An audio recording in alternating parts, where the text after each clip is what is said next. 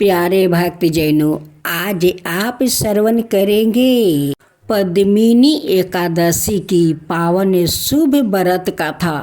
भक्तों, जो मनुष्य पद्मिनी एकादशी की कथा सुनते हैं उस पर भगवान की कृपा अपार होती है, क्योंकि अधिक मास में सुनने से भगवान बहुत प्रसन्न होते हैं।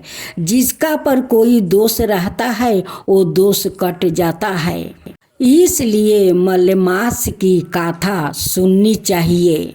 धर्मराज अर्जुन कहने लगे कि हे जनार्दन, आपने सभी एकादशियों का विस्तार पूर्वक वर्णन करे मुझे सुनाया है।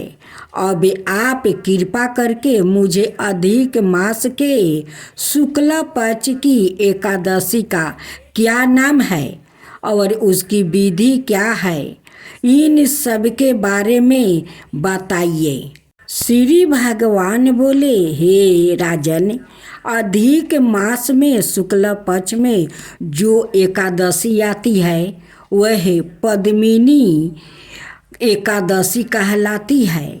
इसका व्रत करने पर मनुष्य कीर्ति प्राप्त करके वैकुंठ जाता है, जो मनुष्य के लिए भी दुर्लभ है। इसका महात्म्य मैं तुमसे कहता हूँ, ध्यान पूर्वक श्रवण करो।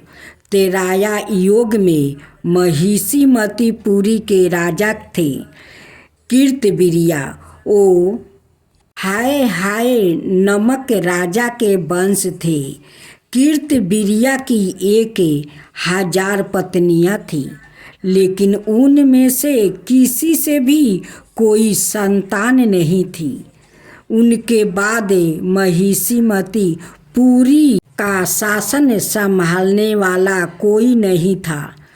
इसको लेकर राजा परेशान थे। उन्होंने हर प्रकार के उपाय कर लिया, लेकिन कोई लाभ नहीं हुआ था।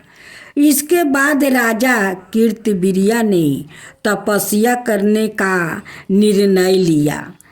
उनके साथ उनकी एक पत्नी पद्मिनी भी वन में जाने के लिए वो तैयार हो जाती है। राजा ने अपना पदभार मंत्री को सौंप दिया और योगी का भेष धारण कर पत्नी पद्मिनी के साथ गंधमान पर्वत पर तप करने निकल पड़े। कहा जाता है कि पद्मिनी और कीर्तिवीर्या ने 10,000 साल तक तप किया था, परंतु फिर भी संतान प्राप्ति नहीं हुआ। भाग्य बस एक दिन रानी पद्मिनी की भेंट सती अनसुईया से हो गया। तब उसने सती अनसुईया को अपनी सारी कथा सुनाई।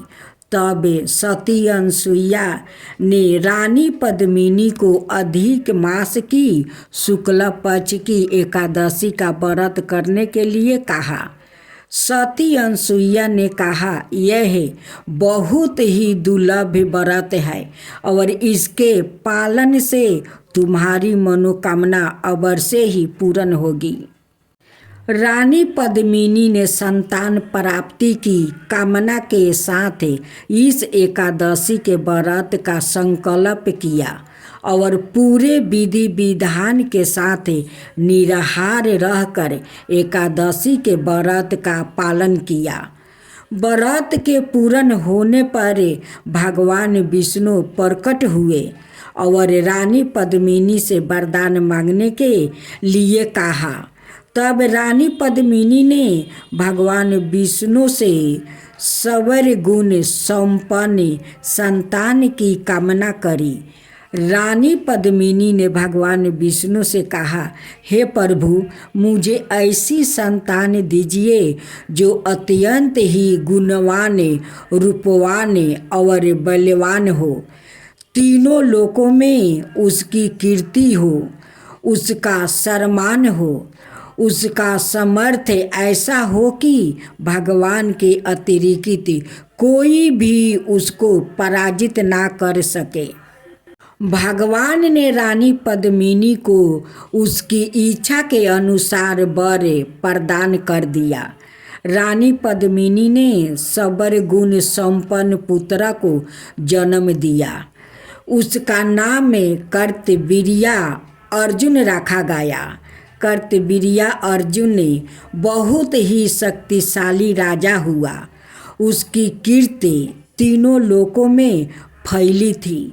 भगवान श्री कृष्ण ने कहा, हे युधिष्ठिर, जो भी मनुष्य इस परम दुर्लभ और महान पुण्य देने वाली पद्मिनी एकादशी का व्रत करेगा, इसके महात्म्य और परम पुण्य देने वाली गाथा को पढ़ेगा या श्रवण करेगा, उसके इस जन्म के साथ पूर्व जन्म के पापों का भी अक्षय हो जाएगा और मृत्यु के बाद उसे वैकुंठ वास प्राप्ति होता है। अब श्रवण करेंगे तुलसी माता की गाथा। माता तुलसी का असली नाम बिंदा था। उनका जन्म राक्षस कुल में हुआ था, लेकिन वह श्री हरि विष्णु की परम भक्त थी। बिंदा जब बड़ी हुई तो उनका विवाह जलंधर नाम का असुर से करवा दिया गया था।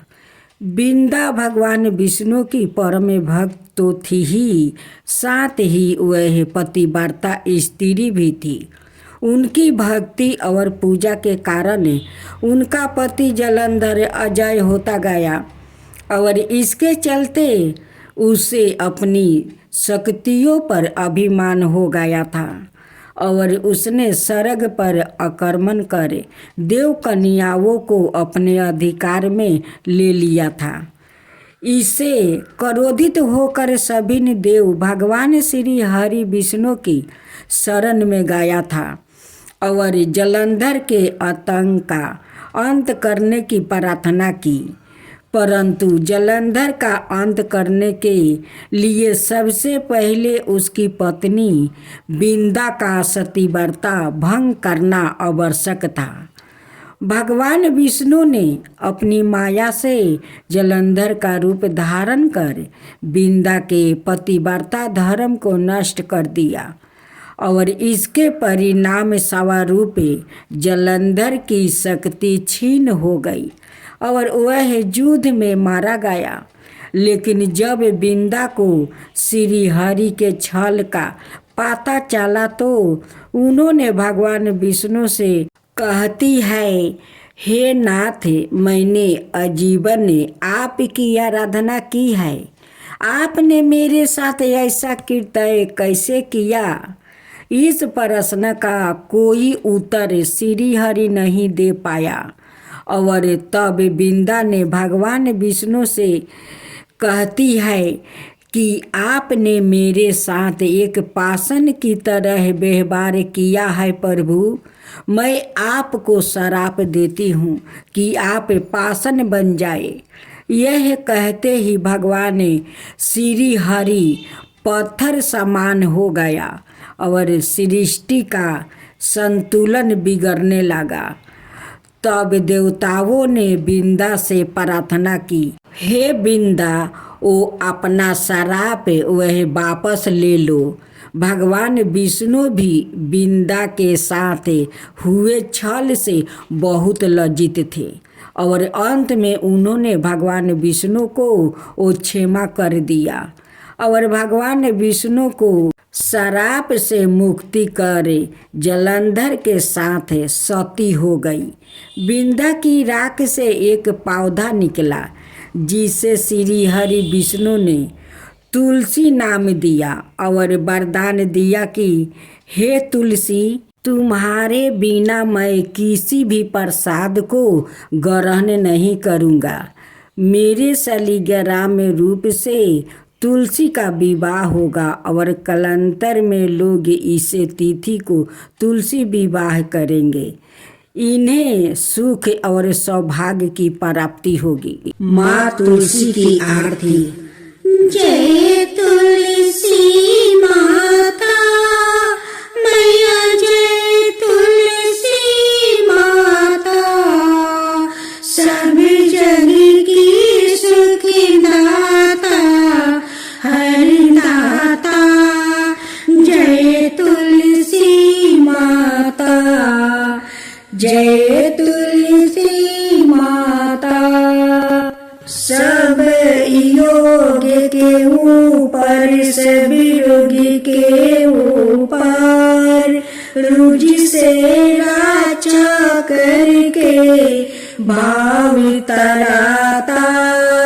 सब योगी के ऊपर, सब योगी के ऊपर, रुज से राचा करके भाव तराता। जय तुलसी माता मैया, जय तुलसी माता। बहु पुत्री है साया माँ, सूरी बनी है गरमा। विष्णु प्रिया जो तुमको सेवे सो नर तर जाता। जय जय तुलसी माता, जय जय तुलसी माता। हरि के शीस विराजती, त्रिभुवन से हो बनती। हरि के शीस विराजती, त्रिभुवन से हो वंचिती। पतित जनों की तरानी तुम हो भी खाता। जय जय तुलसी माता, जय जय तुलसी माता। लेकर जन्म विजन में आई दिव्य भवन में, लेकर जन्म विजन में आई दिव्य भवन में। मानव लोग तुम्हीं से सुख संपत्ति पाता। मानव लोग तुम्हीं से सुख संपत्ति पाता। जय जय तुलसी माता, जय जय तुलसी माता।